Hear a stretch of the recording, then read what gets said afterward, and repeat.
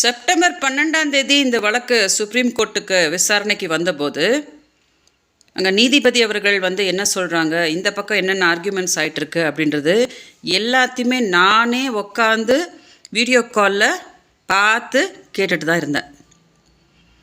சீமான் தரப்பு அட்வொகேட் சொன்னாங்க, இந்த மாதிரி விஜயலட்சுமி மேலே நாங்கள் கொடுத்துக்கிற வழக்கெல்லாம் வாபஸ் வாங்கிடுறோம், இந்த கேஸை முடிச்சு கொடுங்க அப்படின்னு கேட்டாங்க. அப்போ நீதிபதி அவர்கள் கேட்டாங்க, ஏன் 2 பேரும் சமரசமாக போக மாட்டேங்கிறாங்க அப்படின்னு கேட்டாங்க.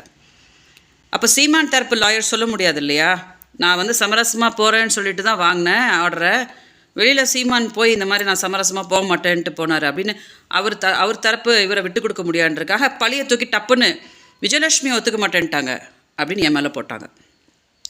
அப்போ அந்த நீதிபதி அவர்கள் சொன்னாங்க, 2 பேரும் குழந்தைங்க கிடையாது, இந்த மாதிரி சண்டை போட்டுக்கிட்டே இருக்க வேணாம், 2 பேரும் ஒரு அண்டர்ஸ்டாண்டிங்கில் போக சொல்லுங்கள்.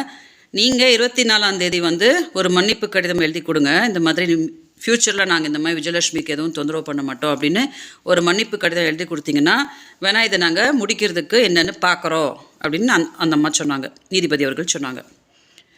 இதை நானே கண்ணால் உட்காந்து பார்த்துருக்கேன், நானே காதால் கேட்டிருக்கேன். ஓகேயா, நிறைய மீடியாஸ் அந்த வீடியோவே கோர்ட் வீடியோவே டெலிகாஸ்ட் பண்ணி கூட சொன்னாங்க.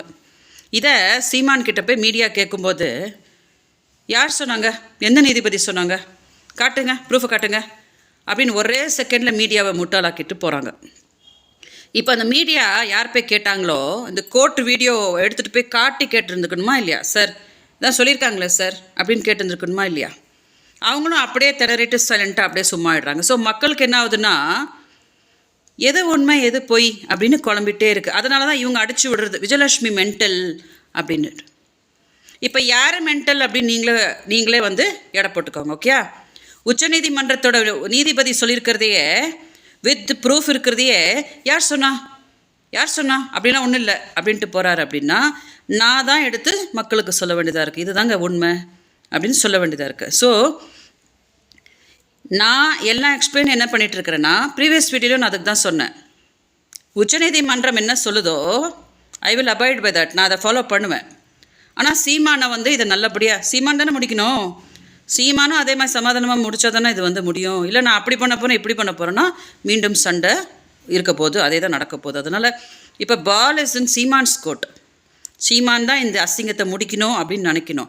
இல்லை நான் சண்டை போட்டுக்கிட்டு இருப்பேன் அப்படின்னா இது முடிய போகிறதில்ல. ஓகே, அதனால் மக்கள் குழம்ப வேணான்றதுக்காக நான் அந்த வீடியோவில் என்ன கிளாரிட்டி கொடுக்குறேன்னா 24ஆம் தேதிக்குள்ளே மன்னிப்பு கேட்கணும் அப்படின்றத அவங்க சொல்லியிருக்காங்க. கேட்கல அப்படின்னா அது மீண்டும் சென்னை உயர்நீதிமன்றத்துக்கு மீண்டும் அந்த கலாட்டெல்லாம் நடக்க போகுது. இதுதான் நடந்திருக்குது. அதனால் நான் உண்மையை தான் சொல்லிகிட்டு இருக்கேன். இங்கே யார் உண்மை சொல்லிகிட்டு இருக்கா யார் பொய் சொல்லிகிட்டு இருக்கா அப்படின்றது நீங்களே புரிஞ்சுக்கோங்க. ஓகே, வணக்கம். பிளே ஸ்டோர் மற்றும் ஆப் ஸ்டோரில் இருந்து பாலிமர் செயலியை QR கோடு மூலம் பதிவிறக்கம் செய்யுங்கள். செய்திகளை உடனுக்குடன் பெறுங்கள்.